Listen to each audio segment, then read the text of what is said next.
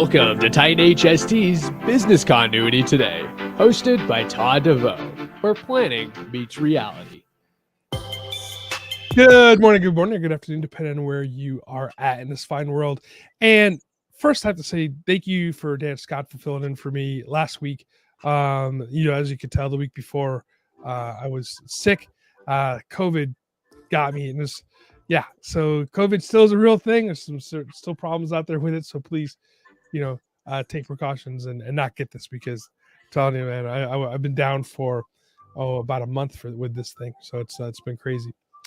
My name is Todd DeVoe. I'm the host of Business Continuity Today, and I'm also still got the cough. I'm also the director of emergency management at Titan HST, and I teach at the post-secondary level. And I love learning new things and sharing with you what I've learned. And today, we're going to talk about complex problem solving. And is it possibly, what are complex problems and how do we solve them? So let's talk about problems. So I'd like this quote. I'm going to read this directly from you. And it's from Albert Einstein. And he said, if I were given an hour to save the planet, I would spend 59 minutes defining what the problem is, and then 1 minute resolving it. So if you think about that for a little bit, sometimes we go into a situation where we know that there are issues or problems, but we really don't define that problem well enough before we start trying to solve it. And I'm guilty of this as well, right? And my daughter comes to me with a problem or whatever it is, I start trying to solve it, and she's like, no, listen, Dad, this is my problem. She's 9, so her problems are not very complex necessarily, but the same principle applies. So what is the problem definition process? So you need to establish what is that basic need? What are you trying to fix, right? Now, when it comes to business continuity or emergency management, sometimes the problem that we're trying to fix is a simple of how do we keep business running during a crisis such as COVID, right? Or during the supply chain issues like we've talked about in the past, right? But however, is necessarily the supply chain the problem that we're trying to solve? I talk to my students a lot about climate change, right? And yes, could we argue, is climate change made by humans, or is it cyclical or whatever, right? There's all those political arguments that go along with it. And I tell them all the time, I said, that is not our problem to solve. As emergency management, as business continuity issues, that is not our problem to solve. Our problem to solve when it comes to the change in climate, which I do empirically is happening, what do we have to take a look at? And in the case of emergency management, we're looking at the intensity of storms, the raising sea level, like in Miami, for instance, where they're dealing with flooding, or in Norfolk, Virginia, where they're dealing with more tidal surges. Excuse me. Those are the problems that we're looking to solve for. We're not looking to solve the complex problem of climate change necessarily of what we do. We're looking at solving the problems that are affecting or the effects from those that are affecting our daily business and our daily operations. And this is what we have to really take a look at, is like defining what that problem is and how do we fix it. Because if you're taking a look at this large, complex, hairball problem, right, it can be overwhelming and we're not going to necessarily find the answers, right? But if you could bring that problem down into the areas that are impacting you and solving for that problem at that time, right, it becomes much more manageable, right? And one of the things I spoke about before is the idea of simplifying that complex problem, right? And that is, again, defining what that problem is, right? Simplifying the complexity of it and to be able to find the answers. Because the first and quickest answer isn't always the best answer, right? And even though we could go incremental changes and having some sort of direction that we're going, is that the right thing to do?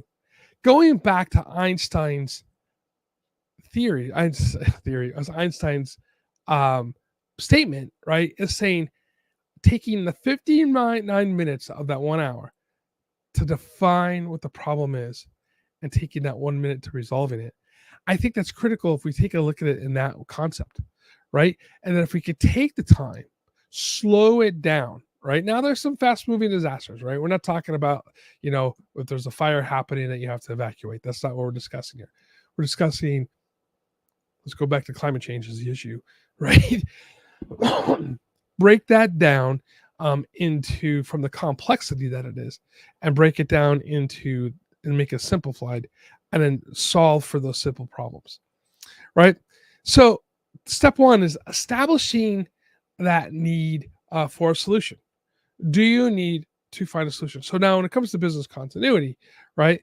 Do you need to have a solution? Is it as simple as saying, hey, it doesn't really impact us, we go on as business as usual, or is it something that does impact you, where say, for instance, like, is it what's the cost of air conditioning, if you will, to keep areas cool? Now I say this in not saying that just turn an air conditioner on is a solution, but in cases where you have extreme heat, like we had over in England just recently, or Europe for that matter, there was the solution of turning the air conditioner on.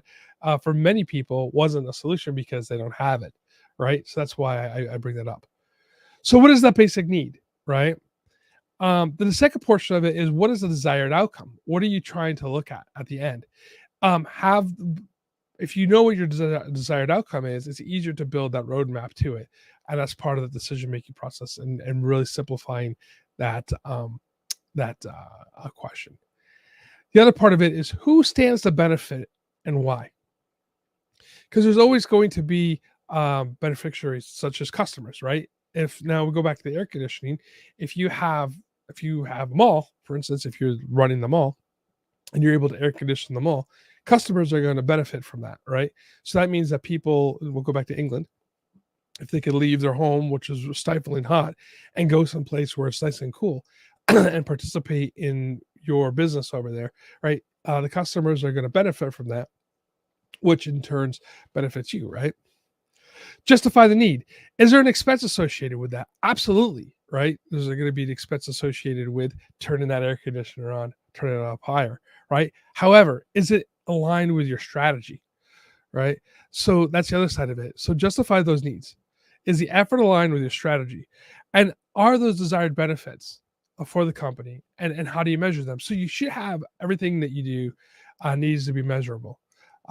As my friend Brian says all the time, any decision that you make should have a measurable aspect to it, specifically when it's coming into what we're doing here, right?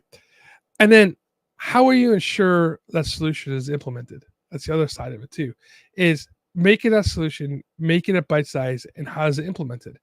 As Craig Fugate says, the lesson learned, right, if not implemented, is just a lesson observed, right? So how do you go from observing to implementation, right? And then the third part of it is conceptualize the problem, okay?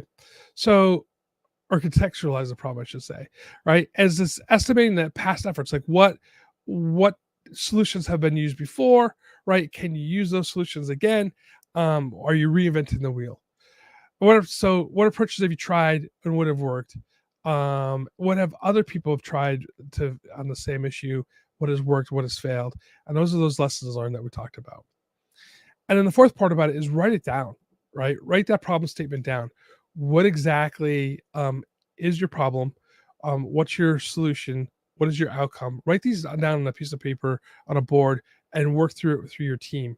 Again, if it's a team of one, you got to work through it on yourself on that one. And then what are the requirements that you need to do to meet that solution, right? And then which problem solvers should we engage? Who do you bring into that conversation, right? That's part of your problem solving process.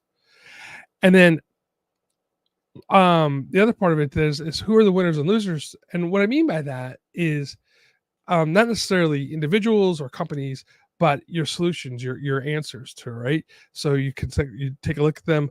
What problem solving solutions are the winners? which ones are losers, put them into categories, and then it helps you make a decision on which way you're going. This doesn't have to be a 6-day process, right? You could do this fairly quickly once you get it down into a system.